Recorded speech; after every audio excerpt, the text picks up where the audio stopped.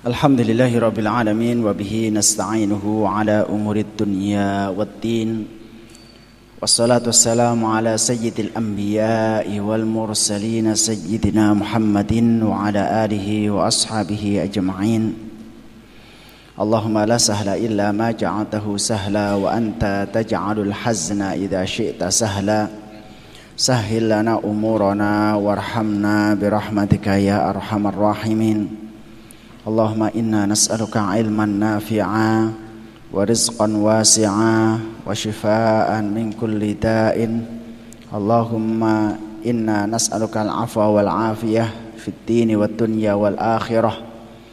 Allahumma inna nas'aluka ilman nafi'an wa rizqan wasi'an wa shifaan min kulli da'in birahmatika ya arhamar rahimin.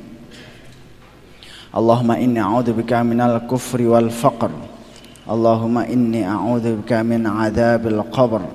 La ilaha illa anta. Allahumma inna nas'aluka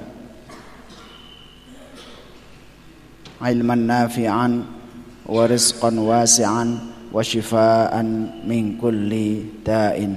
Ya Rahman ya Rahim innaka ala kulli syai'in qadir. Amma ba'd. Bapak dan Ibu sekalian, tadi sudah dibacakan sebagian dari wirid dari Al-Quranul Karim.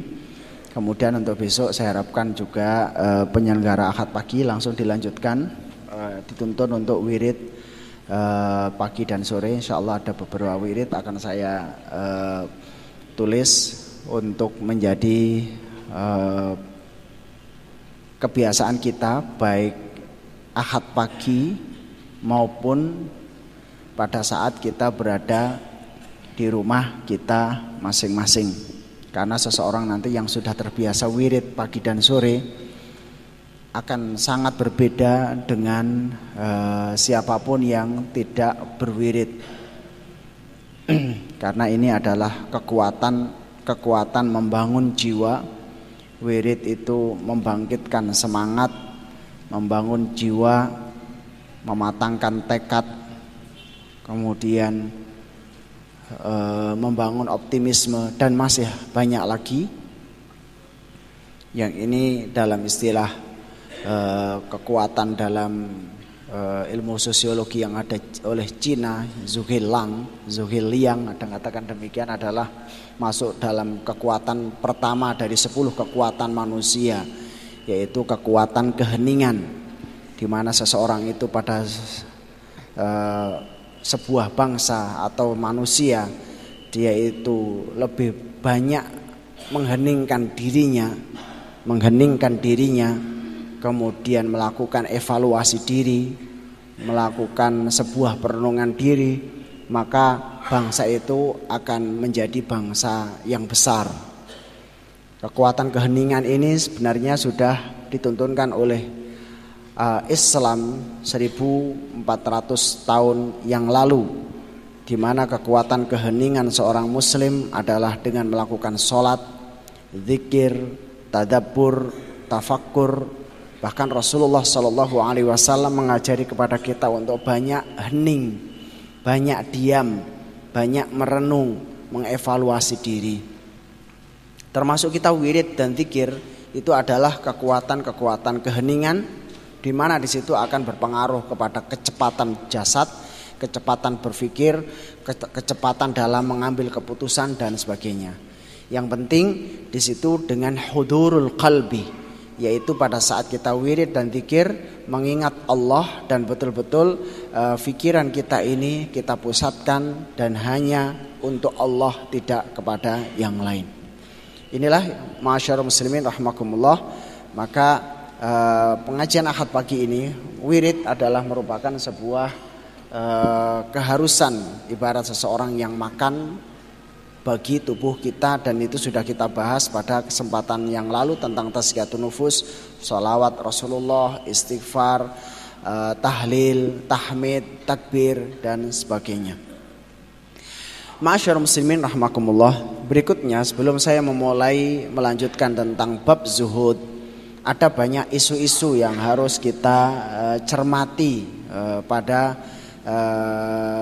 kesempatan terakhir ini. Yang pertama adalah isu pengungsi yang ada di Suriah yang sudah mulai dibuka oleh Eropa. Eropa sudah membuka pengungsi dan berduyun-duyun majalah, koran, berita memberikan apresiasi atas keterbukaan Barat telah menerima pengungsi yang ada dari dunia Islam, khususnya dari Suriah.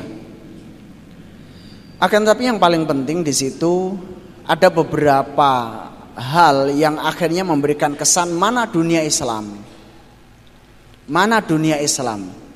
yang akhirnya juga ada sebagian dari pers yang mungkin kurang objektif, seakan-akan Barat adalah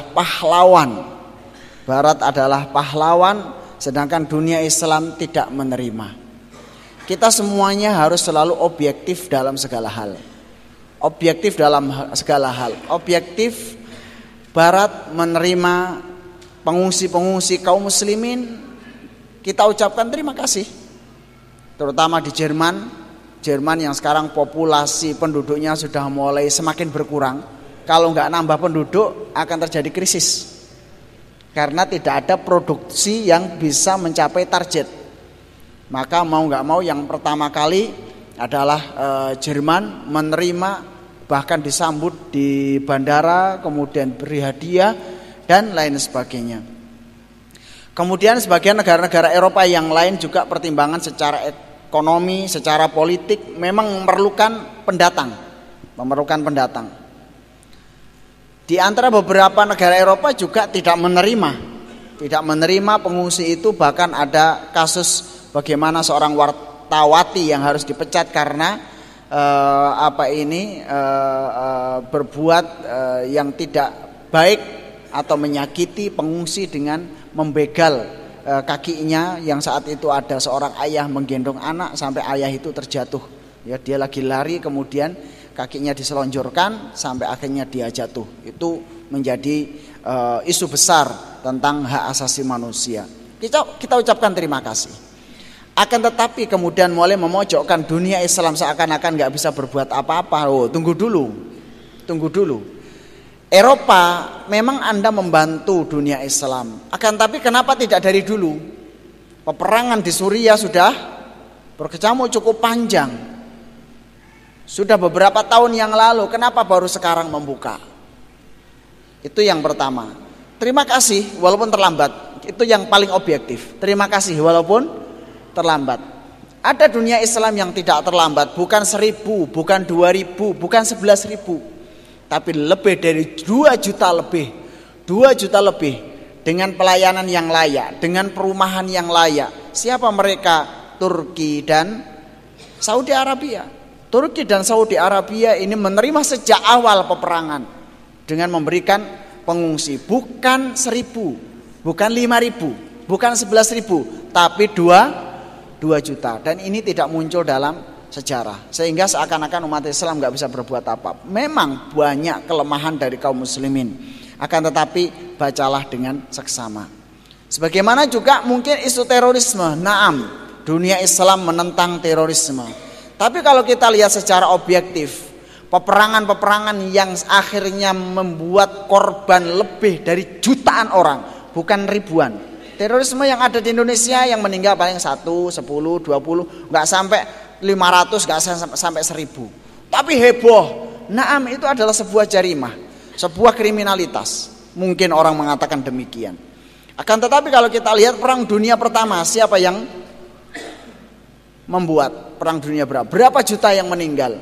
Bukan orang Islam. Perang dunia yang kedua, banyak yang meninggal dunia, juga bukan orang Islam, iya kan? Di Indonesia aja berapa juta yang mati, itu bukan orang Islam. Peperangan-peperangan di tempat yang lain yang jumlahnya sampai ratusan ribu juga bukan kaum muslimin. Inilah istilahnya wong Jawa biyen niku jok wat megawat. Jangan terlalu over lah. Kita semua ini harus memahami apapun objektif, dan ini kaum muslimin banyak termakan.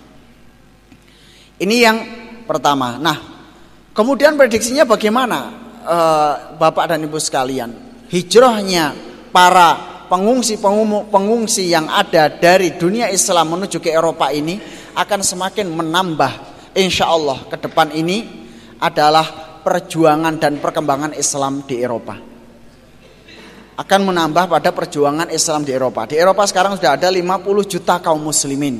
Ditambah dengan ribuan kaum muslimin yang kembali ke Eropa akan menjadikan sebuah harapan insya Allah ke depan ini dakwah kaum muslimin kemudian Islam akan makin berkembang dan mulai diterima di Eropa.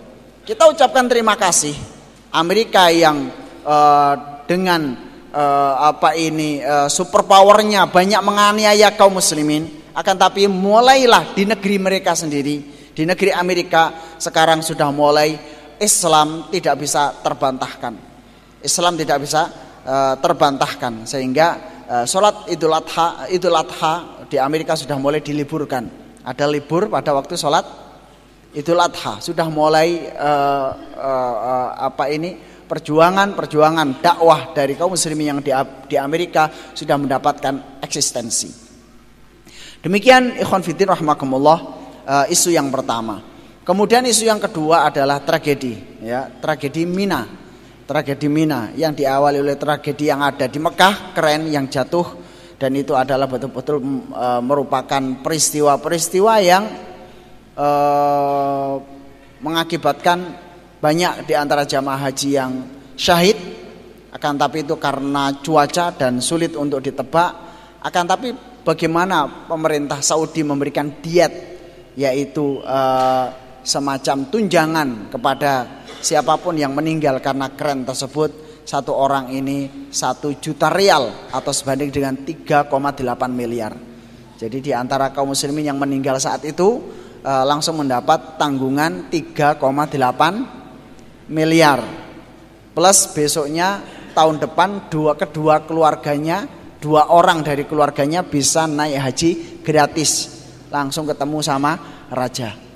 Kurang baik apa rajanya kayak begitu? Sampai ada sebagian orang, mendingan ayo kita mana yang deket-deket keren, kali-kali kerennya jatuh lumayan gitu. Pertama bisa syahid gitu ya. Yang kedua anak-anak kita udah dapat tunjangan 3,8. Tapi yang lebih dahsyat lagi sekarang ini adalah lebih dari 700 jamaah haji yang meninggal dunia berada di Mina. Lagi-lagi kita harus tahu dan kita juga harus objektif bagaimana penanganan yang ada di Saudi sudah luar biasa. Pertama, bahwa berdesak-desakannya jamaah yang ada di Mina itu bukan di dekat Jamarot, tapi jauh dari Jamarot, jauh dari tempat ngelempar. Dan juga bukan di jalan umum, bukan jalan utama yang itu orangnya banyak. Itu justru di dekat perkemahan-perkemahan, tenda-tenda jamaah. Yang paling banyak adalah jamaah dari Iran dan kemudian jamaah dari Asia Tengah kalau nggak salah ya, Maroko gitu, daerah Maroko dan sebagainya. Kematian sampai 700. Itu memang ada pelanggaran rambu-rambu. Nih Bapak Ibu kalau haji kadang-kadang rombongannya ngeyel, ayo berangkat sekarang padahal bukan jadwalnya. Itu bahaya. Karena piawe dhewe golek afdolnya. Itu sering teman-teman itu nyari afdolnya. Paling banyak sering korban dari dulu ya hari pertama itu, Pak. Kayak memang afdolnya. Afdolnya ngelempar jumroh itu pada hari pertama. Hari-hari berikutnya utamanya adalah melempar ba'da duhur. Jangan ngelempar ba'da duhur. Wah, itu rame sekali. Rame, Pak, orang gundul-gundul, gede-gede, kayak perang itu. Jempale ono sing mencelat itu. Wah, luar biasa. Mencari hari afdol itu kejahiliaan atau mungkin ketidaktahuan kita. Mencari afdol itu kan sunnah saja, tapi kalau berbahaya jangan. Ngeri, Pak. Memang itu kalau sudah menjelang ba'da duhur, menjelang duhur itu sudah disiapkan ambulan, sudah disiapkan itu sudah memantau itu. Allahu Akbar, Allahu Akbar. Ya Allah, berubah mencolot bledak lagi mencolot bledak. Saya lihat sendiri jamaah Indonesia itu bapak-bapak itu usia 72 tahun, ngerangsek nekat, Pak, mencelat, Pak, tahu mencelat? Kelempar, buang. Saya juga nggak tahu gimana kok bisa kelempar. Maka memang Mungkin kita mek desek-desekan yo, mosok iso mati ya ngoten nggih. Mosok iso syahid desek-desekan lho, lek udah padet. Jenengan jalan itu begitu kedesek, tahu-tahu kaki iso mumbul mak itu. Saking padetnya seperti orang begini ya. Lek didesek kan. Nah, ngoten ta, Pak. Ini kalau dorongan lama-lama manusia juga sama. Begitu ini ada arus, ini ada arus, tempuk langsung mendur gitu, Pak. Jadi kaki kita itu nggak kerasa moro-moro mumbul. Tahu-tahu kaki kita terbang, keangkat dari sana keangkat, ya udah gitu. Caranya gondelan nyari orang yang paling gede gitu aja. Harus gondelan nyari orang yang paling gede, jangan ngotot. Kalau ngotot orang itu malah ya mudah-mudahan semua bisa haji ya. Jangan ngotot, kalau ngotot itu nanti akan kelelahan. Ngatut aja. Ngatut yang penting tidak jatuh di bawah. Tapi yang paling enak ya, mudah-mudahan nggak ada apa-apa lah udah gitu. Taat ya, taat kepada aturan-aturan. Nah, ini sering sekali yang model kecelakaan demikian ini karena tidak taat kemudian terjadi dua arus. Oh, bahaya sekali. Sangat lelah, ya, sangat lelah. Terutama bagi yang sepuh-sepuh itu ya, akan dehidrasi, kemudian lemas, kemudian jantung itu sangat sangat berpotensi terhadap bahaya itu. Nah ini baiklah kalau demikian pelanggaran-pelanggaran yang disebabkan oleh jamaah haji sendiri tentu kita juga yang objektif lah, tidak serta-merta kemudian mengkritik tuan rumah. Inilah kaum muslimin, jangan mudah untuk mengkritik tuan rumah sebelum betul-betul dianalisa apa penyebabnya. Itu semuanya sudah saya sebarkan melalui WA, Telegram. Nanti mau daftar lagi nanti bisa daftar. Biasanya berita-berita update saya selalu kirim. Kalau di sini waktunya sangat terbatas sehingga kita tidak bisa menjelaskan secara umum. Kan tapi demikian akhirullah Bapak dan Ibu sekalian, hindari potensi-potensi yang ngumpul banyak pada waktu haji, hindari waktu-waktu yang orang akhirnya berkumpul dalam jumlah banyak. Rata-rata adalah waktu-waktu yang afdol, kemudian kita ngeyel, padahal sudah dijadwal. Jamaah sekarang sudah dikurangi banyak. Wong dulu yang full itu 100% aja nggak ada apa-apa. Sekarang udah dikurangi. Di Saudi sendiri sudah dikurangi 50%, Bu. Di Indonesia dikurangi 30%. Di negara yang lain dikurangi dengan jumlah yang sangat banyak. Tapi ternyata ya karena namanya manusia, mbok wong loro wae gelut ya gelut gitu. Ini masalahnya orangnya ini susah diatur itu dunia kaum muslimin sekarang ini masih susah diatur Bapak Ibu. Baiklah, kita akan melanjutkan pada bab berikutnya adalah bab tentang zuhud. Kemarin sudah kita kupas bersama turi-turi putih ya, sudah hafal mudah-mudahan. Kita akan melanjutkan sekarang tentang bab zuhud ini. Kita akan baca beberapa hadis dan kemudian beberapa qaulus salaf. Bismillahirrahmanirrahim. Disebutkan an Sahal ibni Sa'ad, dari Sahal ibni Sa'ad radhiyallahu anhu, qala atan nabiyya sallallahu alaihi wasallam rajul. Telah datang kepada Nabi sallallahu alaihi wasallam seorang laki-laki. Faqala, maka dia bertanya, kemarin sudah kita bahas ya Rasulullah, wahai Rasulullah, dullani ala amalin, tunjukkan kepadaku sebuah amal. Idza ana amiltuhu, kalau saya melakukannya maka Allah mencintai saya dan manusia juga mencintai saya. Wa ahabbaniyan nas. Faqala, kemudian Rasulullah sallallahu alaihi wasallam menjawab, izhad, zuhudlah kamu fid dunya, terhadap dunia, yuhibbukallah, maka Allah akan mencintai kamu. Wazhad, dan zuhudlah kamu fima fi aidin nas, dari apa-apa yang ada di tangan manusia. Jangan rakus, jangan tamak, ojo kepinginan. Yuhibbuka ya, maka manusia akan mencintai kamu. Jadi istilah kalau lihat di sini ini namanya zuhud, Jawane sih lo gak kepinginan, ora gampang kepinginan, tidak mudah kepingin, itu namanya zuhud. Sementara di sini Kalau kiat zuhudlah apa yang ada di tangan manusia, maka manusia mencintai Anda. Artinya Anda makin kepinginan dengan apa yang ada di tangan manusia, manusia akan semakin tidak cinta Anda. Makin ambisi, manusia akan makin membenci Anda. Maka orang yang mencintai jabatan dan makin ambisi ngerebut jabatan, pasti akan dibenci oleh manusia. Akan tapi barang siapa yang tidak suka jabatan tapi dia diserai, rakyat akan cinta. Kalau makin berambisi kita meraih jabatan, itu rakyatnya akan makin syadid, makin tegas, makin sengit untuk nagih. Begitu nagih kita nggak bisa dipenuhi, ya akhirnya semua kata-kata hewan akan keluar dari mulut manusia, sehingga kita dihina. Itulah.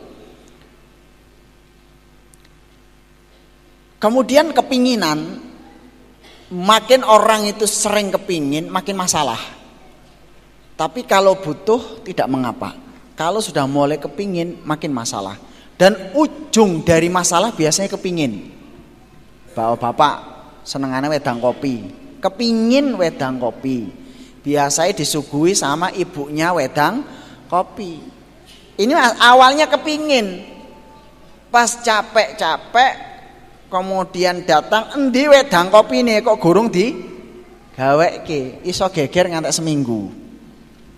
Nah, gara-gara apa? Wedang kopi, kepingin. Jadi kepingin itu masalah, tapi kalau kepinginnya sudah nggak ada, jadi nggak masalah. Ibu-ibu kepingin sepatu anyar, kepingin sepatu baru, sudah dijanjeni sama bapaknya minggu depan ya Dek, iya. Ternyata minggu depannya bapak-bapak sibuk di kantor. Kemudian gak sempat ngajak ibunya ke mall. Waduh, mulai mencucu nih Pak, saulan Pak itu. Iki gara-gara apa? Sepatu. Apa? Kepingin, gak zuhud ini loh masalahnya. Tapi kalau ibunya gak apa-apa kok Pak, aku rapati kepingin. Kapan-kapan ya tahun ngarep ya ora apa-apa, manggar-manggar umure sik dawa. Gak apa-apa Bu. Udah nggak kepingin, maka ujungnya kepingin itu bisa geger, iso gelut, iso perang. Maka naudzubillah ada sebuah peristiwa seseorang yang dia itu hajinya hanya untuk mendapatkan jabatan, hajinya hanya untuk pencitraan, kemudian saat keluarganya dibawa ke sana.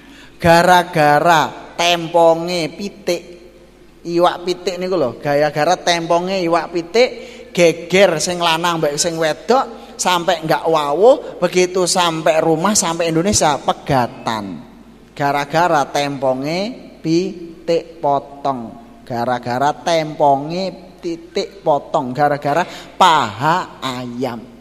Ujungnya dari apa? Kepingin. Nggak tahu masalahnya apa, saya juga nggak tahu itu. Moro-moro pokoknya gara-gara apa nih tembongnya ayam iso geger. Wong kepingin. Ujung apapun karena kejahatan itu dari kepingin Pak. Banyak musibah dari kepingin, banyak kejahatan itu dari kepingin. Wong lek gak kepinginan damai hidup ini. Maka inti zuhud itu ojo gampang kepingin apa aja, beli HP nah kepingin, korupsi banyak kepingin, mergo saring kepingin mobil, kepingin omah, kepingin ini masalah Mbah, Mbok De, Bu, Pak. Tapi orang yang zuhud adalah orang yang waspada, apakah ini kepingin atau kebutuhan. Itu yang harus kita bahas. Kemudian dalam Al-Qur'anul Karim disebutkan a'udzubillahi minasyaitonirrajim, surat Ghafir ayat 38 39.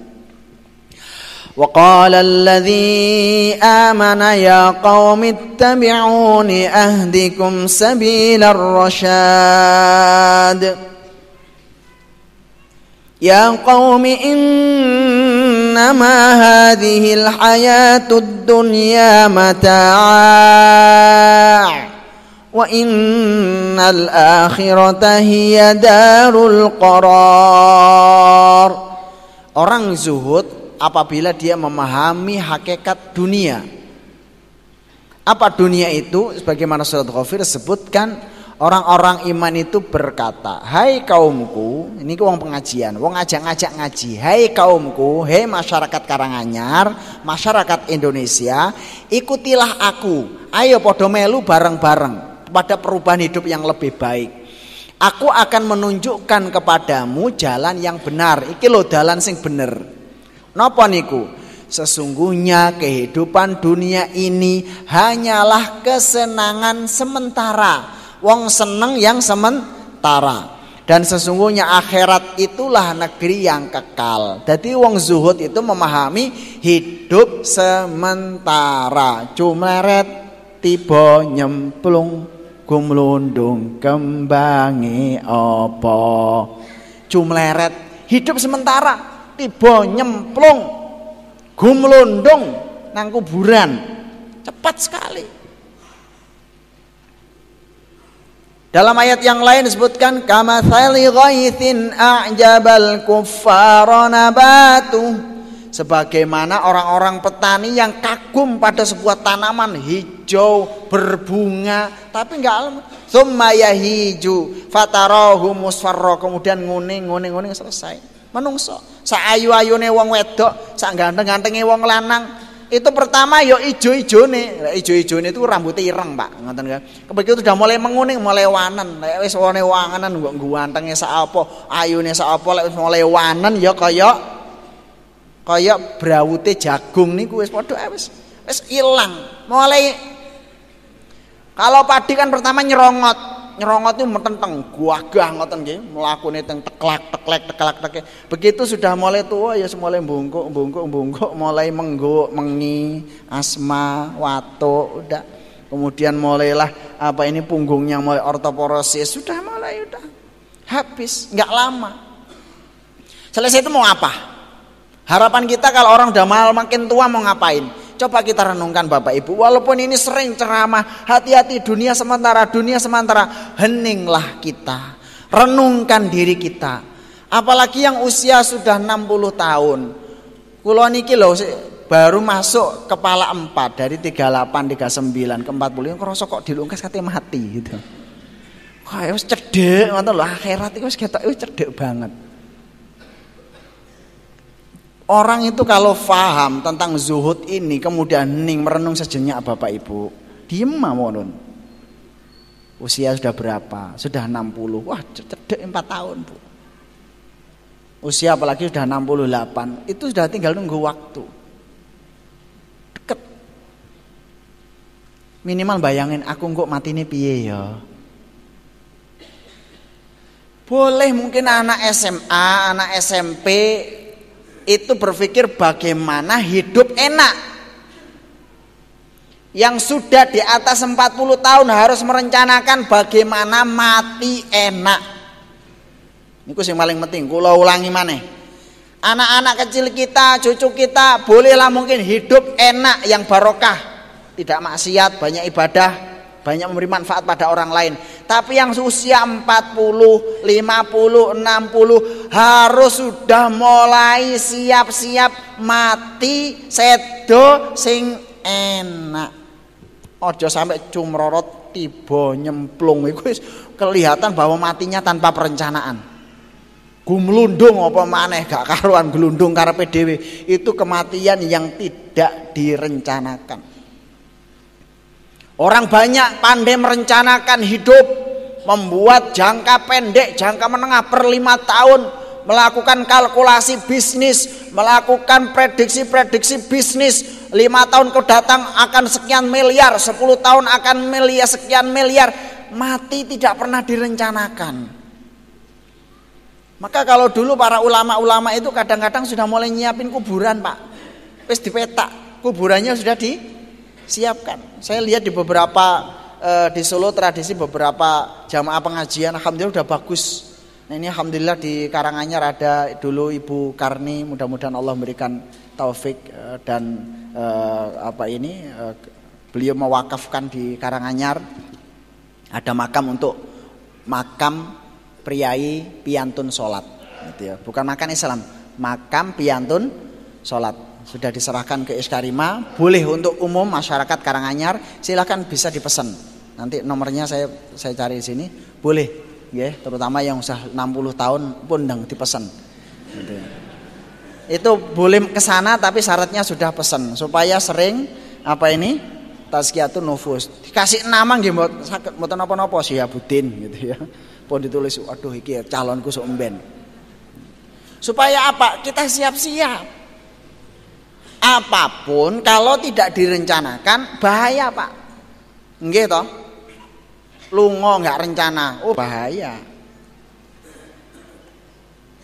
Mendidik anak tanpa perencanaan bahaya. Kalau perlu sudah ini sekeluarga, ini bapak ini ibu iki anake, nggak perlu takut. Memang itulah hidup kita. Jadi rencanakan untuk meninggal enak. Meninggal enak itu gimana ya? Saya bisa meninggal, bisa tersenyum, meninggal dalam keadaan tidak sakit, meninggal dalam keadaan tidak mengerepoti anak-anak, cucu. Berarti kan perencanaannya panjang. Harus disiapkan supaya meninggal dalam keadaan tersenyum, meninggal dalam keadaan mengucapkan la ilaha illallah, meninggal tidak dalam keadaan mendelik, meninggal dalam keadaan tidak melet. Itu kan perlu rencana, caranya gimana? Tanya-tanyalah minimal yang pernah meninggal. Oh, gak ada yang pernah meninggal. Tanya-tanyalah, bukan yang pernah meninggal. Tanyalah orang yang punya ilmunya itu. Dan rata-rata orang yang sudah persiapan begitu, Bapak Ibu, meninggalnya enak banget. Kita ada beberapa keluarga-keluarga itu yang mau meninggal itu karena sudah perencanaan. Semua anaknya dikumpulkan, semua anaknya kumpul. Pak D, kok saged jenengan katene sedo kok kabeh anake ngumpul iki wis aku ndonga 10 tahun yang lalu. Aku kepingin mati, anakku kabeh nglumpuk, aku sehat, aku gak lara. Wayahe mati petuk mbek malaikat sing nyabut nyawaku. Wes kabeh anake dilumpukno iki ya aku wis katene gak ono ketoke wis kesuk. Tamune wis kate teko. Tamunya sudah mau datang. Coba pegang ini kaki saya. Kan nyekel sikile, Pak. Anyep toh ya iku nyawane dicabut iku wis. Niki nang dengkul Nang dengkul, Nduk. Wis mulai nang pupu, Nduk. Demeken anyep sampai mulai ke perut, sampai mulai ke dada wis nang dada wis ya. Ojo sedih, ojo nangis. Aku wis entuk panggonan sing apik. Mambengi aku wis ketemu Kanjeng Nabi, dijemput mbek wong jubah-jubah putih, ketoke aku berangkat nang raudhah. Wis dongakno kabeh awakmu iso nyusul aku, muga-muga kabeh iki sak keluarga ketemu aku kabeh. Wis ya, assalamualaikum warahmatullahi wabarakatuh. Enak. Loh, ini gak guyon, Pak. Ada kasus kejadian itu. Sekeluarga itu. Ini keluarga yang pertama, keluarga yang kedua juga sama meninggalnya. Ini jamaah haji. Salah satu dari jamaah haji. Orangnya biasa, bukan kiai, dua-duanya. Yang ini bukan kiai, yang kedua juga toko besi, penjual toko material. Itu juga sama. Kamu jangan pergi. Istrinya mau haji yang kedua. Kemudian dia dalam keadaan sakit, bune ojo budal, engko awakmu getun. Lah napa Pak? Wis ojo budal. Jadi mau haji enggak jadi, Pak, digagalkan. Kemudian beliau juga sama, anaknya dikumpulin semuanya. Tadi malam kelihatannya saya sudah, ini ajal saya udah nggak lama. Kemudian kumpulkan anak-anak semuanya. Ayo gawa nang Quran nang rumah sakit. Meninggalnya di rumah sakit supaya ikhtiar. Dibacain Quran. Dah, wis ya, ora usah nangis kabeh. Aku wis untuk nggon-nggonan sing apik. Aku pertama itu takut kepada kematian, tapi setelah dikasih kabar tentang tempat saya sudah senang sekali. Dibacakan Al-Quran, wis kabeh ojo nangis ya, wis ojo nangis. La ilaha illallah Muhammad Rasulullah. Mboten wonten. Kan enak toh? Ya. Bayangno jenengan lek gurung persiapan, Pak, moro-moro disusul. Ayo budal, nang ndi? Mati, Mas. Aku urung siap. Lah. Orang yang sudah siap itu enak. Itu yang pertama, perencanaan secara akhirat. Perencanaan meninggal enak itu meninggal nggak sakit. Berarti harus mulai menjaga kesehatan, bagaimana kita menjaga diet. Karena kematian itu bukan sakit, Bapak Ibu. Loro itu dewe, mati dewe. Karena banyak orang loro, orang mati mati. Dan banyak orang meninggal tanpa sakit. Jadi Dalam Islam Rasulullah mengatakan semua penyakit ada obatnya. Illal haram, semua penyakit ada obatnya, kecuali satu penyakit yang nggak ada obatnya adalah mati. Jadi mati itu sendiri, penyakit dewe. Penyakit itu sendiri, mati itu sendiri, Pak. Maka banyak orang yang sakit parah, kemudian sebelum meninggal 3 hari tahu-tahu sehat, gitu. Sehat, yang semula nggak mau dahar, purun dahar, yang semula nggak bisa berdiri. Begitu sudah sehat, puncak kesempurnaan mulai membaik, kapundut, gitu. Itu menunjukkan bahwa mati itu bukan penyakit. Wah, mati karena jantung, banyak orang jantung buktinya nggak meninggal, dan banyak orang meninggal tanpa sakit jantung. Jadi penyakit jantung, penyakit diabetes, penyakit nopo mawon itu adalah penyakit. Sedangkan kematian adalah berbeda. Maka kita mengharap kepada Allah selalu wariskon wasian wasyifaan min kulli dain. Persiapkan mulai sekarang. Mulai banyak puasa, dahar-daharannya mulai dijaga, bagaimana kita selalu sehat, sehingga saat menghadap Allah itu mungkin pas pengajian tahu-tahu pun alhamdulillahirabbil alamin tilem mboten wonten bablas, nalika rukuk sujud tahu-tahu bablas, enak, gak ngerepoti tonggo, gak ngerepoti anak. Napa malih rek wis iso celuk-celuk, firasatnya sudah tajam, 40 hari sebelum meninggal sudah mulai pokoknya awakmu kok tanggal sakmene pas Syawal ketiga nglumpuk kabeh ya anak-anak. Wonten apa Mbah? Gak ana apa-apa wis pokoke nglumpuk kabeh. Begitu udah ngumpul semua ternyata mbahe sedo. Ngoten nggih. Ada begitu. Saya mendapatkan beberapa orang yang meninggalnya itu kayak ada yang ngatur. Anake yo pas nglumpuk kabeh, dulure yo pas nglumpuk kabeh, makamnya itu sudah dibikin Pak, sudah dibikin, tidak dibangun nggih, sudah digali, kemudian supaya cepat untuk galinya sudah ditutup pasir, pasir sehingga galinya nanti cepat. Terus digali duluan, di bawahnya itu sudah dikasih ditata dengan baik, kemudian dikasih pasir sehingga pada saat sudah meninggal tinggal ngambil pasir aja, pasirnya dikeluarin cepat langsung digali, prosesnya tidak lebih dari 2 jam. Karena orang meninggal itu sebenarnya tidak lama Pak. Orang meninggal itu sejak nyawa dicabut sampai dimandikan, dikafani, begitu masuk lubang kubur sudah hidup lagi. Allahu yatawaffal anfusa hina mautiha wallati lam tamut fi manamiha fayumsiku allati qada 'alaiha al-maut wa yursilul ukhra ila ajalin musamma. Tiang mati niku padha karo tiang ingkang sare. Bahkan orang yang tidur itu lebih lama daripada orang mati. Karena mati itu tidur kata Rasulullah. Kata Allah Subhanahu wa taala. Maka orang saat meninggal, kemudian dicabut nyawanya, kemudian prosesi pemakaman, pengkafanan itu cuma 2 jam, berarti tidurnya cuma 2 jam. Fa idahum qiyamun yanzurun. Saat berada di alam kubur tahu-tahu sudah bangun 2 jam. Loh, aku ning ndi sakniki? Ganti alam. Prosesnya 1 malam, ya tidurnya 1 malam. Gimana kalau meninggal karena hanyut dan semuanya? Itu yang ngatur malaikat, ada panitianya, malaikat. Saya ngatur kapan bangunnya, kapan apa itu malaikat, itu lain lagi. Jadi kematian sangat cepat dunia itu, maka zuhudlah kita. Fahami bahwa dunia ini cepat. Monggo kita nih ngerenung segede ini. Aku sok ben mati nih piye? Pikir pun Bapak Ibu. Harus punya rencana. Saya ada beberapa ibu-ibu itu kadang-kadang udah nangis, Ustadz kenapa saya itu udah malam-malam kadang-kadang udah ingat mati. Ya alhamdulillah udah siap-siap. Tahu-tahu berbesmillah Ustadz itu kan. Ya alhamdulillah, justru harus optimis. Bukan ingat mati itu kemudian gak kerja, bukan. Bahkan Anda bekerjalah, berinfak sebanyak-banyaknya, produksi sebanyak-banyaknya. Orang ingat mati itu bukan berarti malah gak maju, justru itu maju. Mumpung duit ndang diinfakkan seakeh-akeh, berbuat sebaik-baiknya, birrul walidin sebanyak-banyaknya, jangan buang kesempatan.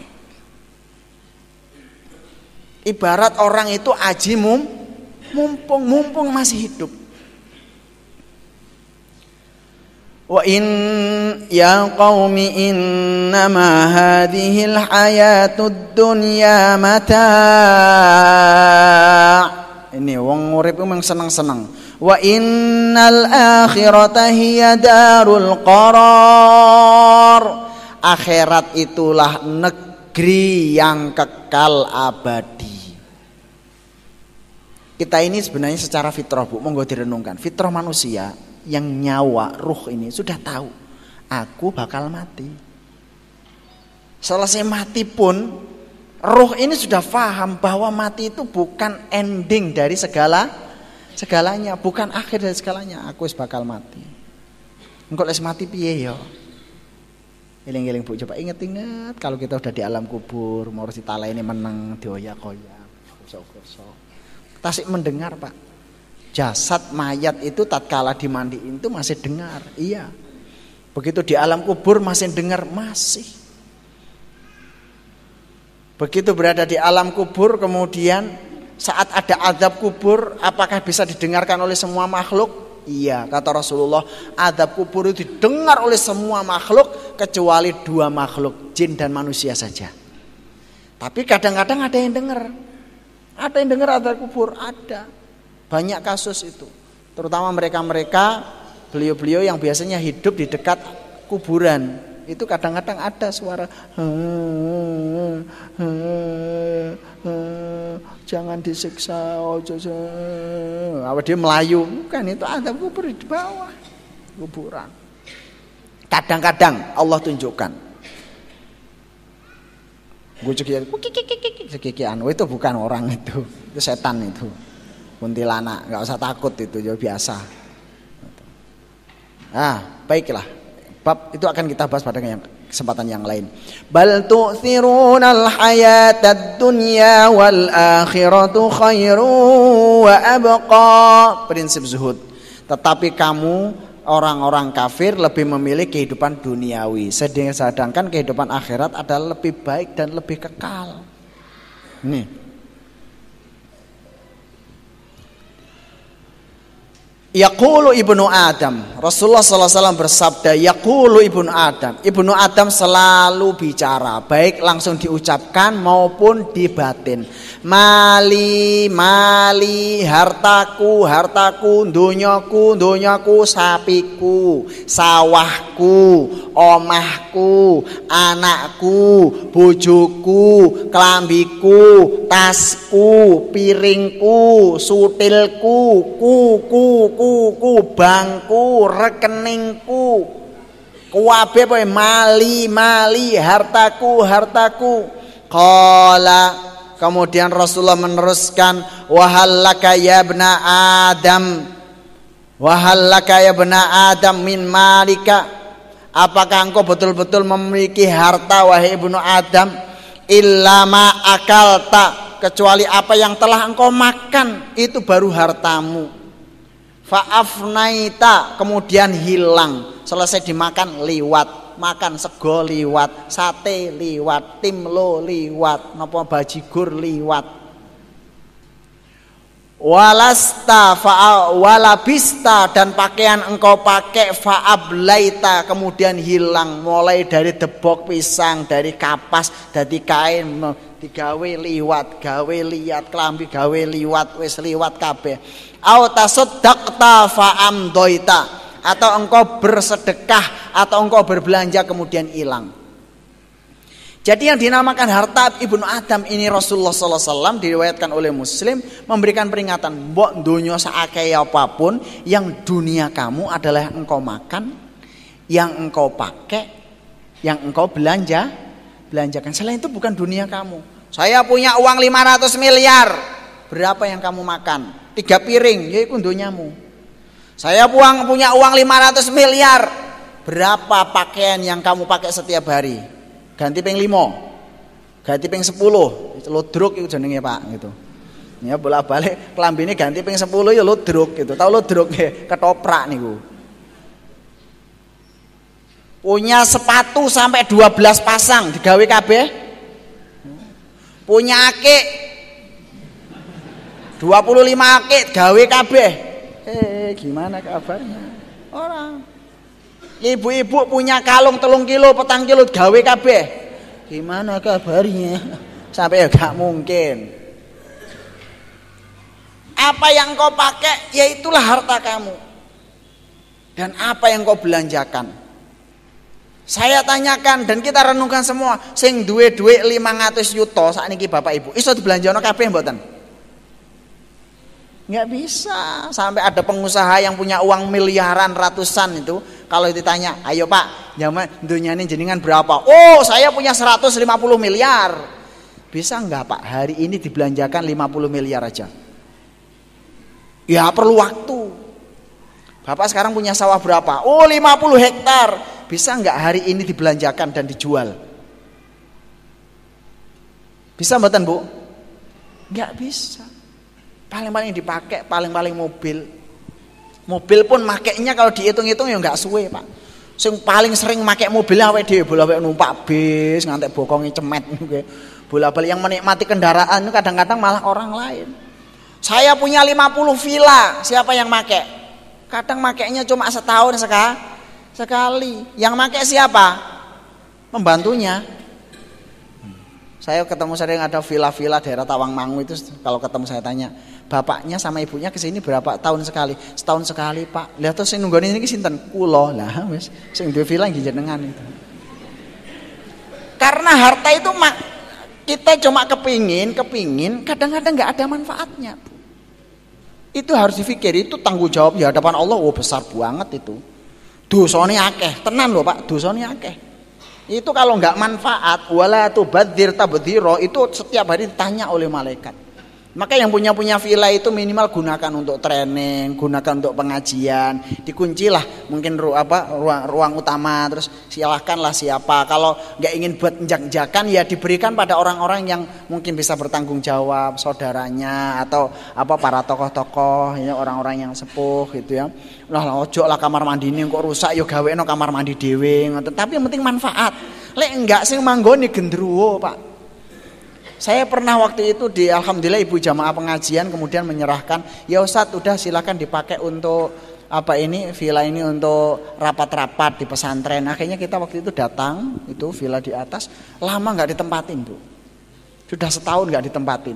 Wallahi begitu saya datang itu langsung masuk rumah, begitu pengajian, ono bau bangkai di mana-mana. Mambu batang itu dicari nggak ketemu. Baru ini bukan bangkai ini sudah jelas sesuatu yang tidak wajar. Udah baca. Sudah baca surat Al-Baqarah dulu sebelum rapat Bu. Sebelum rapat baca surat Al-Baqarah. Jenenge ustaz ya ana sing gak nyaman kepin mulih Pak. Rasanya gak enak gitu. Nah ini. Kemudian ada ustaz siapa itu wudhu di luar di taman, kemudian begitu wudhu ya ada orang cekikian katanya itu. Terus, loh antum kenapa sih nggak jadi wudhu? Anak buah di sana. Nah ini ustaz. Nggak bisa rumah. Sampai berapa banyak tanah-tanah. Kita bukan kepada kaum muslimin, kepada siapapun berilah asas manfaat. Maka paling enak itu orang itu punya harta itu adalah banyak sedekah. Kenapa kalau banyak sedekah? Kalau banyak sedekah, kesenangan itu bisa jadi bukan dari kita. Banyak orang kaya itu begini Bapak Ibu. Misalnya saya orang kaya, saya bisa beli apa saja. Silahkan, boleh, oke. Anda bisa beli apapun. Tapi Anda kadang-kadang nggak sempat. Kadang-kadang ada orang kaya atau kita semua pas cukup Ibu Bapak kepingin sego pecel teko Klaten. Sego pecel teko Klaten itu rasanya beda. Atau mungkin sop ayam khusus di Sragen. Kadang kita kepingin walaupun Anda kaya, walaupun kita kaya, kita nggak bisa beli, nggih toh? Tapi kalau kita itu suka berinfak, suka bersedekah, subhanallah, ono sego pecel teko dhewe. Ono sop ayam teko dhewe. Karena kita menjaga hubungan baik dengan manusia. Petani kita kasih infak, kemudian anak yatim kita kasih infak. Apa yang terjadi Bapak Ibu? Surga kita itu di orang banyak yang kita infaki tadi. Maka dulu Pak Yai sering pesen, "Le, awakmu ora bakal dadi kiai lek durung ono panganan teko dhewe." Saya waktu itu mikir gimana makanan teko dewe. Tanpa minta katanya Pak Yai. Ojo njalukan. Tapi kamu baru bakal akan dadi kiai kalau ada makanan datang sendiri. Piye ono panganan toko dewe waktu itu nggak bisa dinalar. Tapi ternyata pada puncak seorang dai, seorang ustadz, seorang ulama kalau memperhatikan masyarakatnya, ada orang yang punya masalah keluarga dia selesaikan, ada seorang petani yang punya masalah dia selesaikan, ada peternak yang punya masalah dia selesaikan. Akhirnya karena kita mikir masyarakat mikir kita. Saat seorang petani dia panenan duren, Masya Allah ini ada duren ya, ada 5. Masya Allah dulu ada yang berjasa kepada saya Pak Dokter Setiono, Bapak Is, Bapak Rohman, Bapak Ustadz Fulan. Aku iling, dia karena selalu dipikirkan oleh ulama, maka rakyat ini memikirkan ulamanya. Niki Pak wonten duren, alhamdulillah. Jadi rumah itu wonten duren, wonten dodol, wonten kerupuk Palembang, karek milih tok lewat, ya kan. Nah ini sing enak cicipin. Itulah akhirnya apa? Sampai pada puncaknya saat kita memahami masyarakat, memahami kita hidup untuk orang lain sampai paham. Lihat itu bapak itu, kayaknya beliau perlu ini, kayaknya perlu ini madu, kayaknya perlu beliau itu misalnya tentang ini. Paham? Begitu juga pejabat. Begitu juga seorang dokter, begitu juga seorang guru. Saat berpikir kepada orang lain, harta yang paling banyak justru melalui itu semua. Nah inilah Bapak Ibu sekalian. Tapi kalau kita ini punya prinsip, gue punya harta, saya punya harta, saya kaya, saya bisa beli semuanya. Tidak mungkin. Anda bisa membeli barang, tapi Anda tidak bisa membeli rasa. Sekali lagi, Anda bisa membeli barang, Anda bisa membeli orang, Anda bisa menggaji karyawan, Anda bisa menggaji pembantu, tapi Anda tidak bisa membeli rasa. Aku iso tuku duren, yang paling larang dimakan, rasanya belum tentu enak. Maka kadang kita banyak punya harta Bapak Ibu, tapi kalau sama Allah tidak dikasih rezeki rasa, nggak bisa. Sering toh kita ini wis tuku ning warung, wis luarang, nggak enak is rezekimu itu wis. Neng warung sudah mahal nggak enak.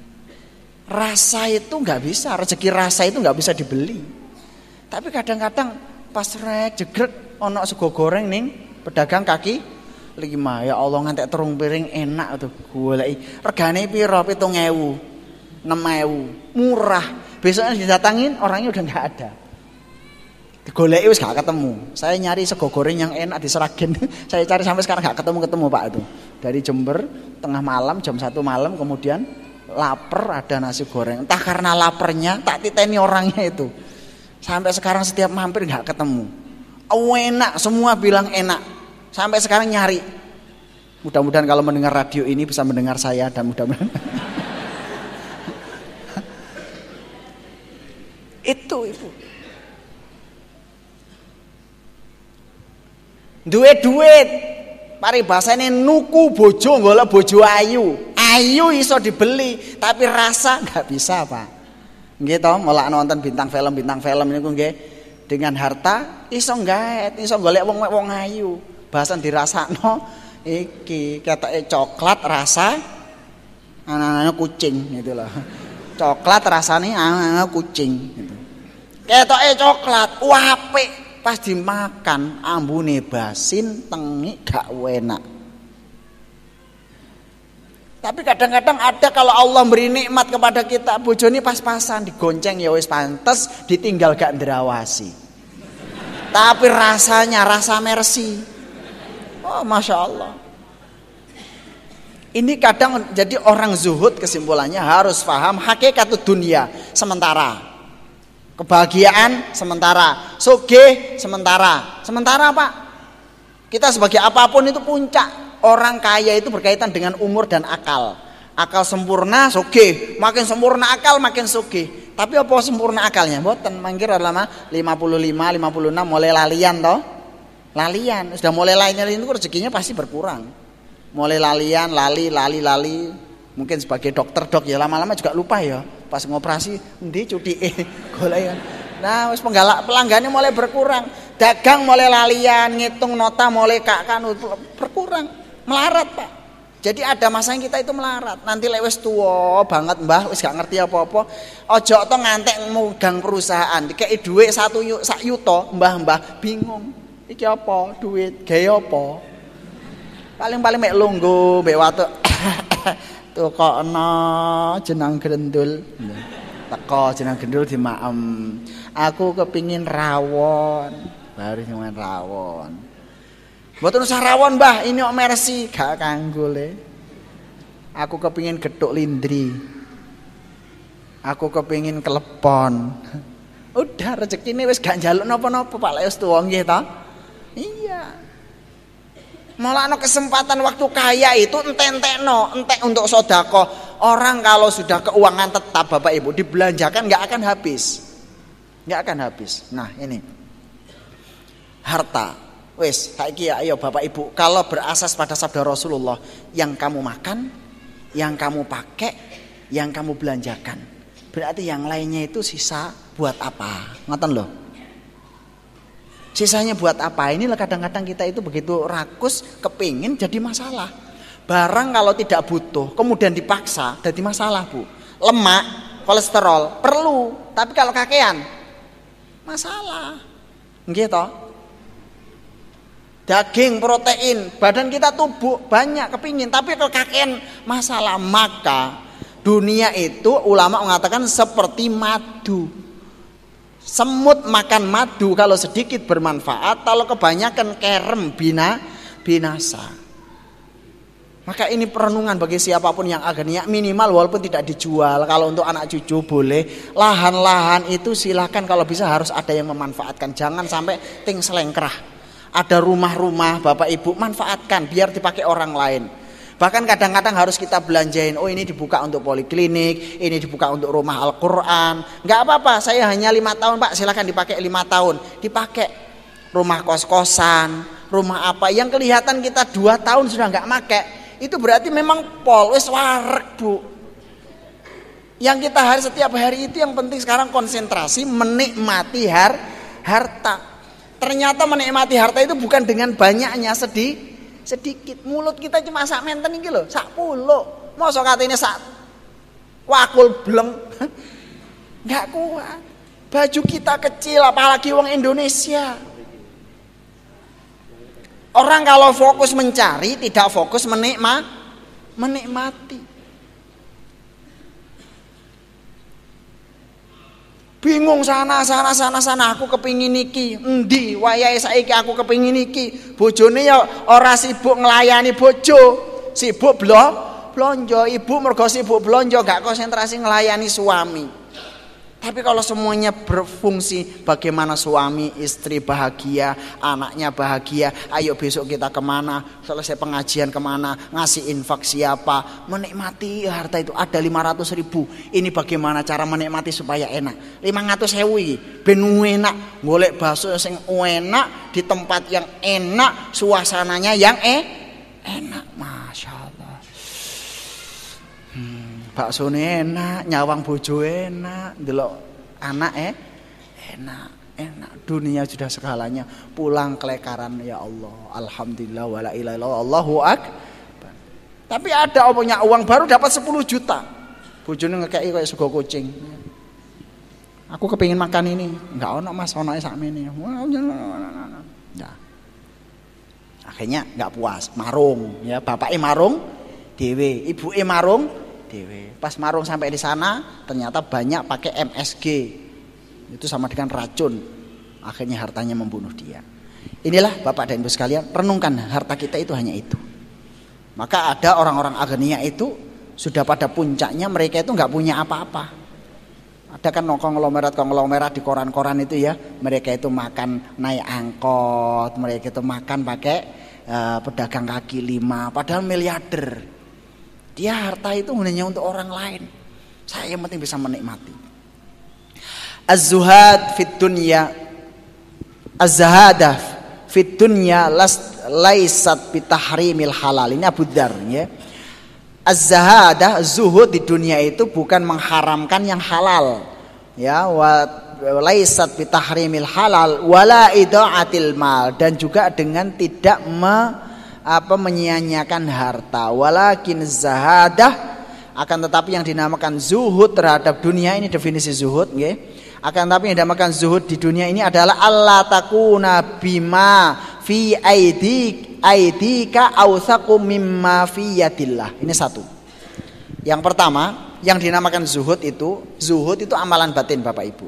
Yang pertama adalah alla takuna bima fi yadaika awsaq mimma fi aidillah. Engkau yang dinamakan zuhud itu apa yang ada di tanganmu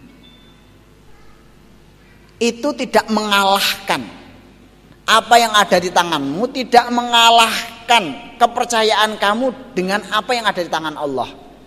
Jadi kita lebih percaya apa yang di tangan Allah daripada apa yang di tangan kita. Aku duwe duit 10 juta, tapi aku duwe Allah. Allah lebih dari 10 juta, Allah lebih dari 100 juta, Allah akan lebih memberikan segalanya. Jadi orang zuhud itu lebih percaya apa yang di tangan Allah. Karena yang di tangan kita belum tentu manfaat, ibu-ibu. Duwe bojo, ning kalau kita percaya yang ada di tangan Allah, bisa jadi aku duwe bojo. Bahkan mungkin duwe bojo loro, duwe bojo telu. Tapi kalau kita ini percaya apa yang di tangan Allah, kebahagiaan itu Allah yang menentukan. Walaupun Anda punya harta, kalau Allah tidak memberikan kebahagiaan, rasa tadi tidak dikasihkan, gimana ya Bapak Ibu? Duwe dunya punya rumah 4, punya kendaraan 10, tapi kalau Allah tidak menurunkan rasa yang baik, keberkahan, kita nggak akan bisa menikmati. Jadi lebih yakin apa yang di tangan Allah daripada di tangan kita. Infak berapapun, bismillahirrahmanirrahim, kurbanan ini saya sampaikan pada ibu bapak sekalian, kalau kurban itu kan tasyrek ya, 10 Dzulhijjah, 11, 12, 13. Ini mungkin untuk agnia, para orang yang mampu, dan fuqara juga ke depan. Kalau korban, kalau memungkinkan masyarakat Karanganyar ini korban ya petang dino petang bengi. Beleh sapi ini harusnya sekarang ini masih ada sapi yang siap dibeleh Pak. Karena 4 hari rayanya kaum muslim ini 4 hari, 10, 11, 12, 13 dinamakan yaumut tasyrek, hari di mana diperbolehkan menyembelih kurban. Ya kita ini alhamdulillah lah banyak peningkatan. Di Karanganyar banyak peningkatan. Dulu cuma 1 sapi, sekarang 7 sapi.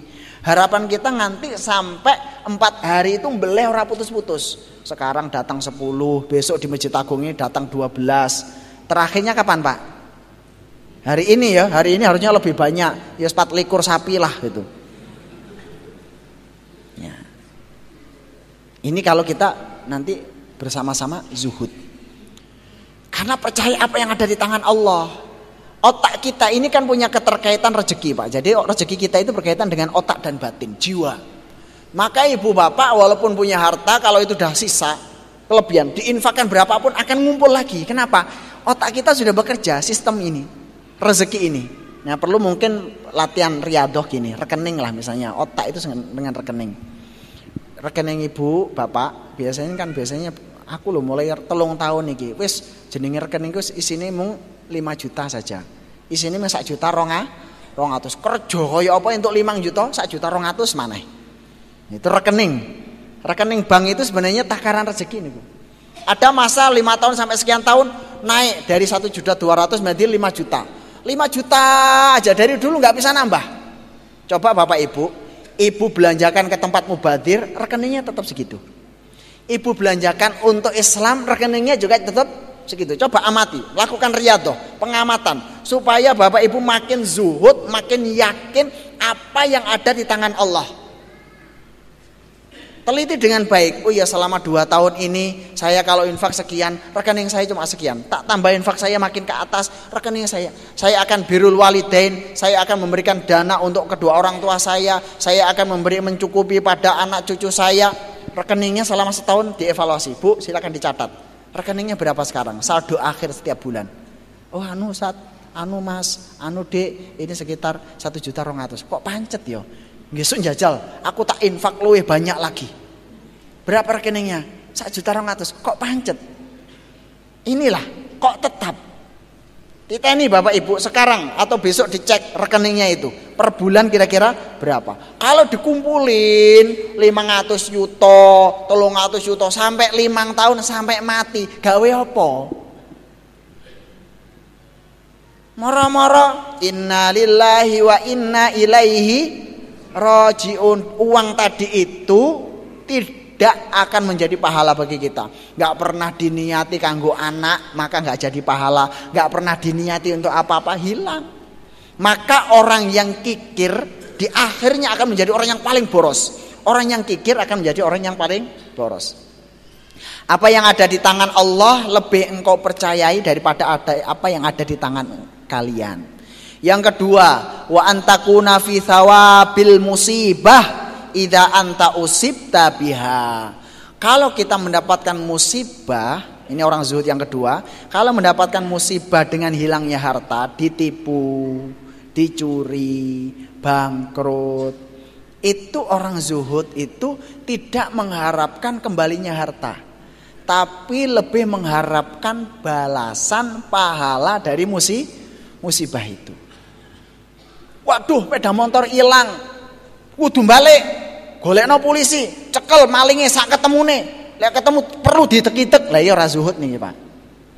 Bos hilang ya wes, alhamdulillah, kesuk sing luwes waspada. Ya Allah, mudah-mudahan Allah memberikan pahala. Ya Allah, jadikan hilangnya saya ini menjadi kafarat atas kebakhilan saya. Jadilah saya ini mungkin dicuri ini memang kurang sedekahe, aku kelangan iki memang kurang zakate. Moga-moga Allah Subhanahu wa taala memberikan balasan dari musibah ini. Yo ngeten. Ini orang zuhud. Oh alas yang biyen wayahe sugih saiki kok jadi melarat. Alhamdulillah ya Allah, mudah-mudahan kemelaratan saya ini menjadikan saya semakin beribadah. Itu orang zuhud. Orang zuhud itu saat kena musibah harta, musibah apapun tidak kepingin hartanya kembali, tapi lebih kepingin mendapatkan pahala daripada kembalian harta. Tapi juga harus bekerja terus. Jadi orang yang zuhud yang pertama, dia lebih percaya apa yang di tangan Allah daripada apa ada yang di tangan dirinya. Yang kedua, orang yang zuhud itu apabila mendapatkan musibah, dia lebih mengharapkan pahala daripada kembalinya harta. Kemudian yang ketiga, yang dinamakan orang zuhud itu adalah idza anta usibta biha arghabu fiha law annaha abqaita lak. Kemudian yang ketiga adalah engkau lebih berikutnya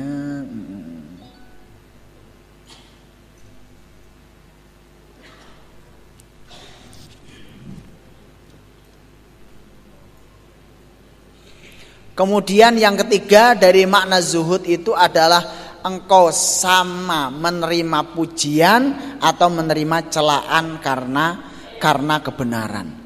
Jadi tiang ingkang zuhud terakhir. Jadi amalan batin kabeh nggih Bu. Amalan zuhud itu amalan batin. Pertama percaya apa yang di tangan Allah daripada yang di tangan dia. Yang kedua apabila ada musibah lebih mengharapkan pahala. Yang ketiga padha wae dilem mbek dipuji. Ini yang paling penting ya dalam hidup. Ojo gampang kita ini takut dicela dan minta dipuji tanpa keterangan yang jelas. Iki saiki wayahe mantu, lek awake dhewe gak ngundang undangan ngantek. Kita kan keluarga besar, kita kan kepala sekolah, kita ini kan pengusaha, ya undangan paling sithik ya wis lah, ya enggak ya 20.000 lah, gedunge ya sing sakmono. Nah, ini. Lah apa engko omonge wong piye? Lah, omonge wong piye iki? Takut dicela orang itu. Akhirnya apa? Ngutang. Ya wis lah wong kita ini yo namanya hidup, wis aja ngoyo wis, wae walimah. Duwene dhuwit wis pira-pira? Ya duwit 5 juta. Ya wis lah sing diundang wis juragan-juragane, wong-wong dekat dulur-dulure dhewe. Lah undange pira? 200. Ya udah ngundang 200 orang. Wow, piye ngono? Enggak duwe dhuwit Pak, kecuali jenengan nyumbang kathah monggo. Niki walimah hukume sunnah. Saya mampunya ngundang 20 orang ya 20 orang.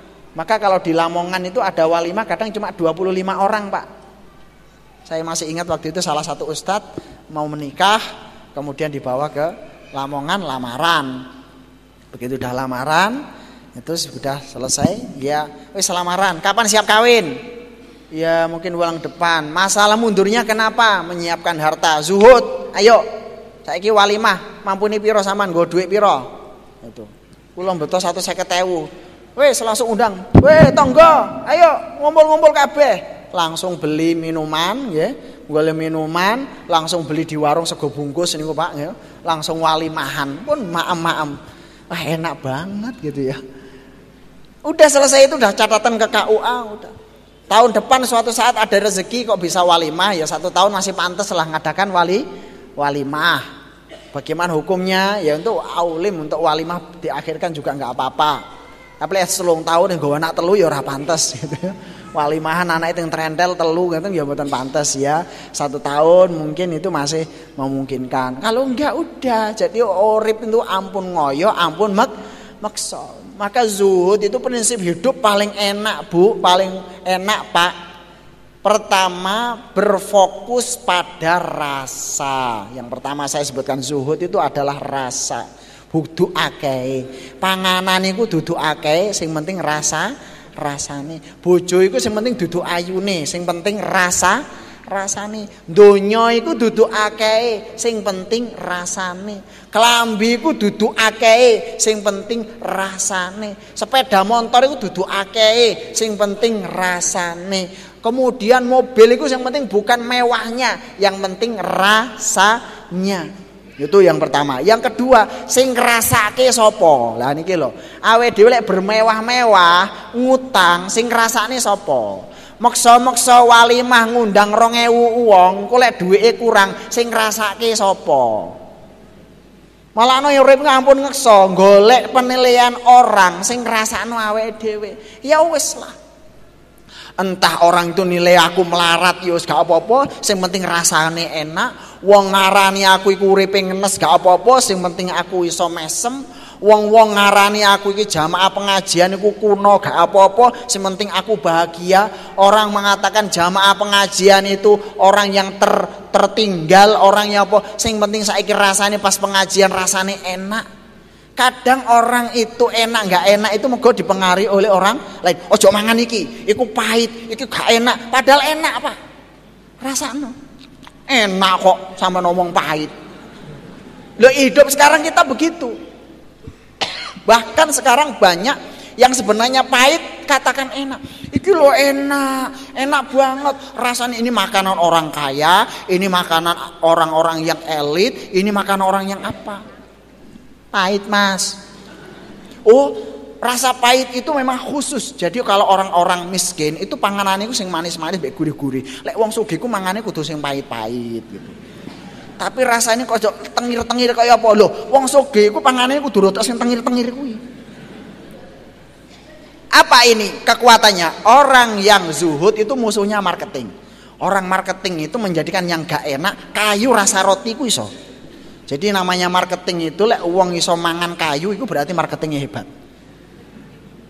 Berapa banyak ibu-ibu dan bapak sekalian, barang-barang yang mahal itu pada hakikatnya biasa. Jenengan mau diojo-ojo tadi itu loh, sing ngrasake sapa? Tempe niku ya regane ya 500 rupiah.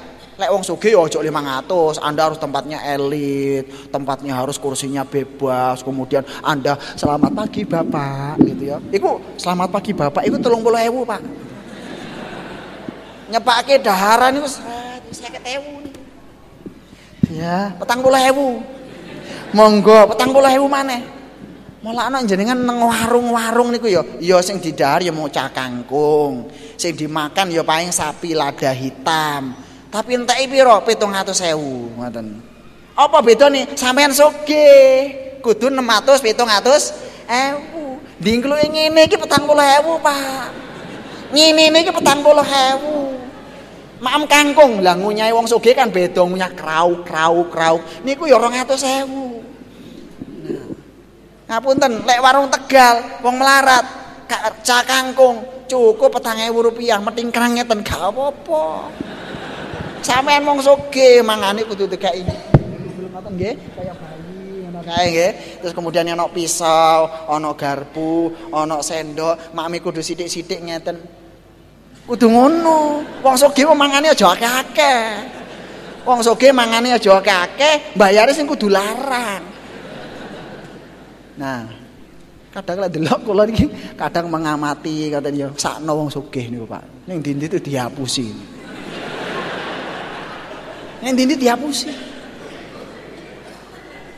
Apa-apa harus serba mahal.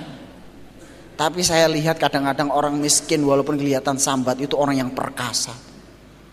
Perkasa. Naik mobil gelandotan, mencolot ibu-ibu gitu ya di tempat sayur, di atas sayur belanja klekar ngoten.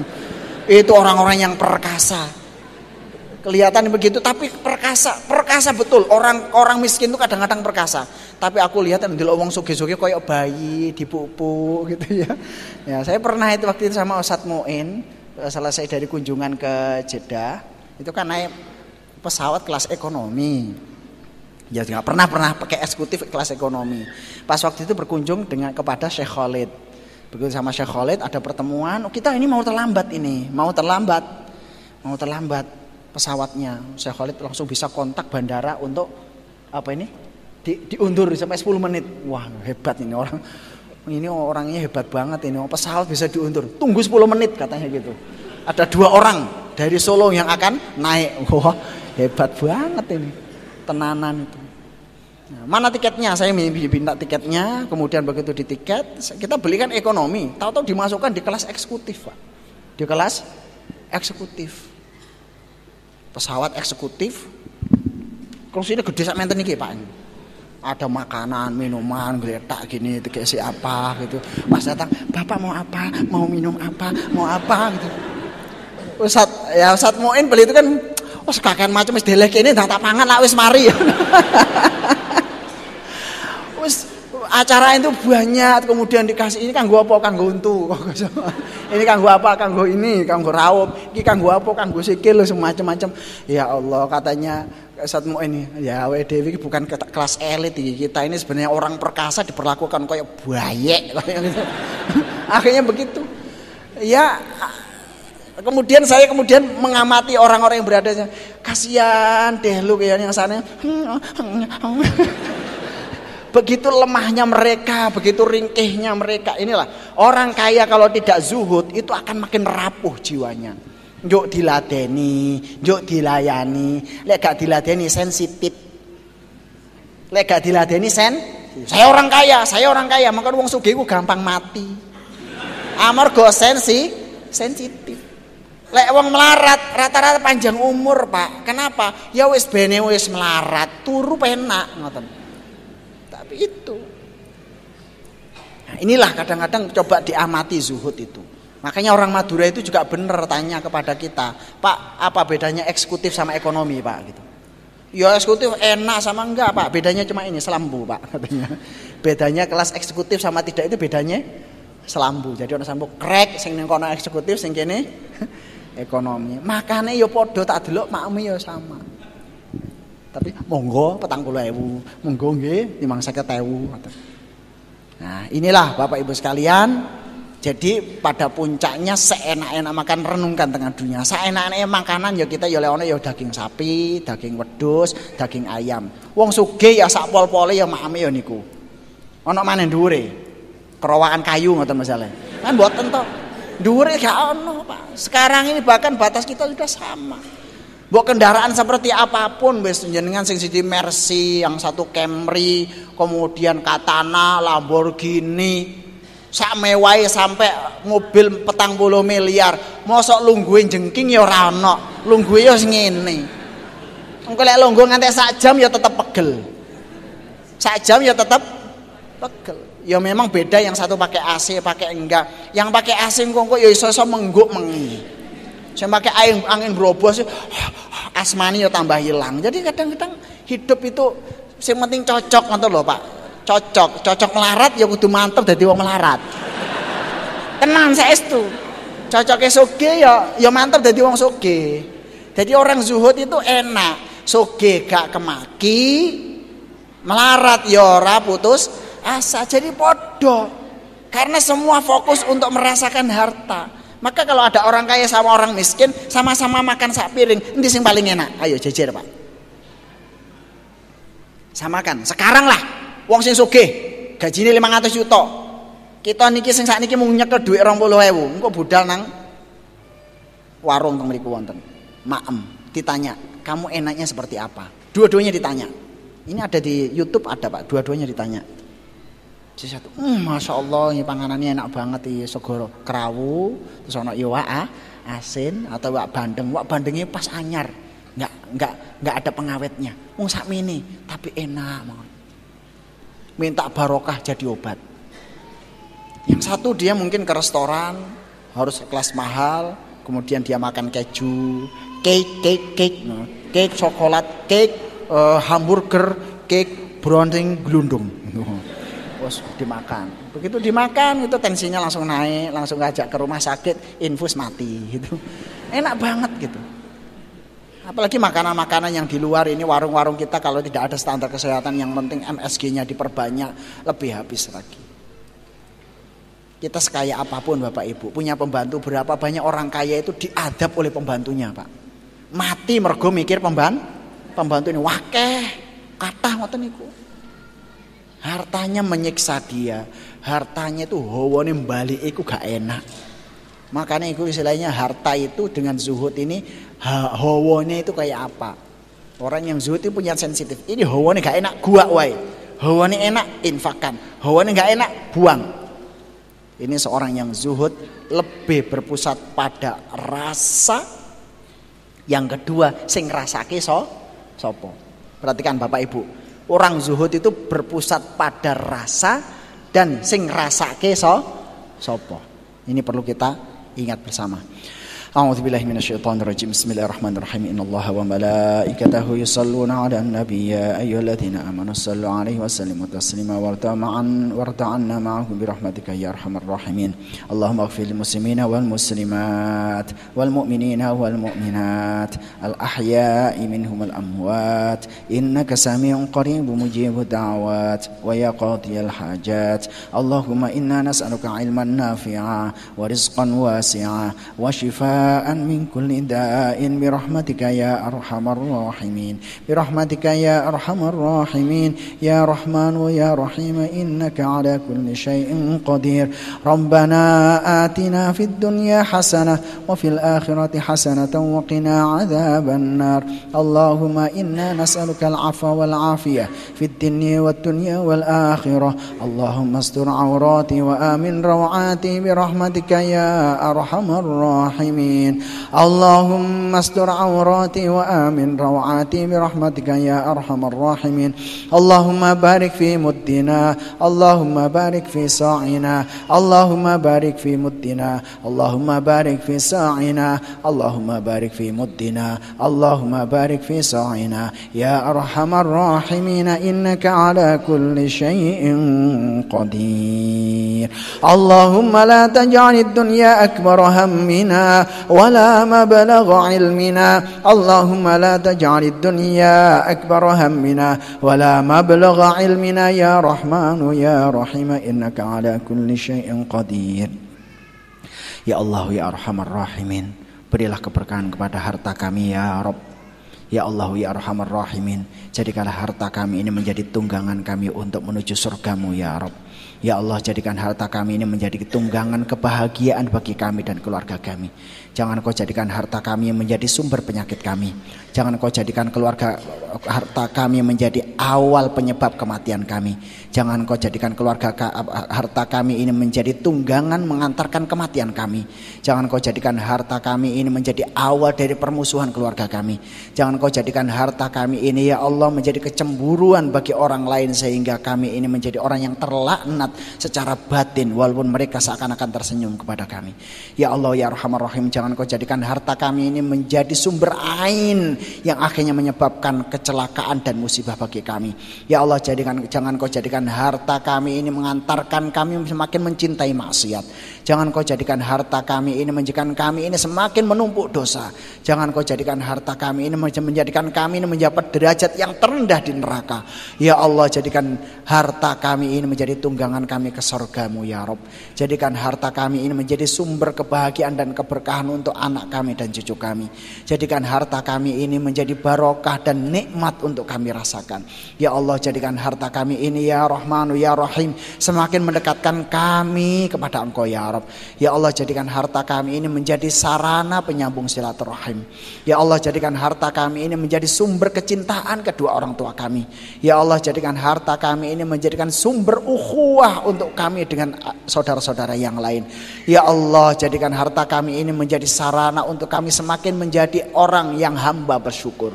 Ya Allah, jadikan harta kami ini yang mengakibatkan kami menjadi husnul khatimah karena doa-doa orang yang pernah kami sedekahai ya Allah.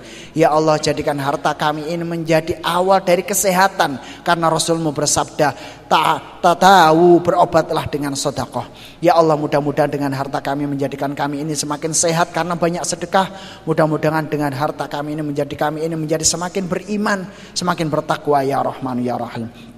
Ya Allah, berkailah semua harta-harta kami jamaah pengajian Ahad pagi ini khususnya Karanganyar umumnya ya Allah.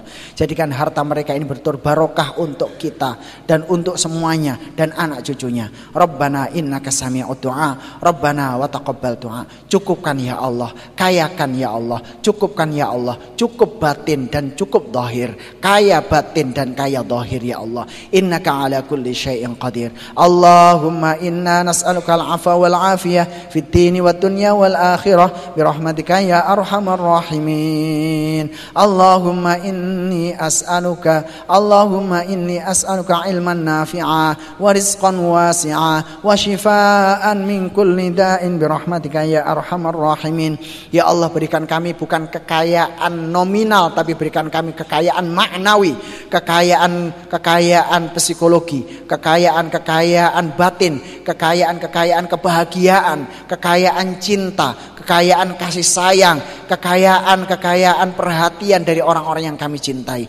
Ya Allah, berikan kami kekayaan cinta. Ya Allah, berikan kami kekayaan kasih sayang. Ya Allah, berikan kami kekayaan batin, ketenangan jiwa ya Rahmanu ya Rahim. Ya Allah, jangan Kau kayakan kami dengan adab batin. Jangan Kau kayakan kami dengan perselisihan keluarga. Jangan Kau kayakan kami dengan perselisihan dengan anak. Jangan Kau kayakan kami dengan permusuhan. Jangan Kau kayakan kami dengan ancaman. Jangan Kau kayakan kami dengan cacian. Jangan Engkau limpahkan harta kami dengan tuduhan-tuduhan dan fitnah. Rabbana innaka sami'ud du'a, Rabbana wa taqabbal du'a. Ya Allah, di akhir ini jadikan kami ahlul zuhud, ahlul infaq, ahlul sedekah, ahlul khair, ahli kasih sayang dan selalu memperhatikan orang-orang yang berada sekitar kami. Rabbana innaka sami'ud du'a, Rabbana wa taqabbal du'a. Subhana rabbika rabbil izzati amma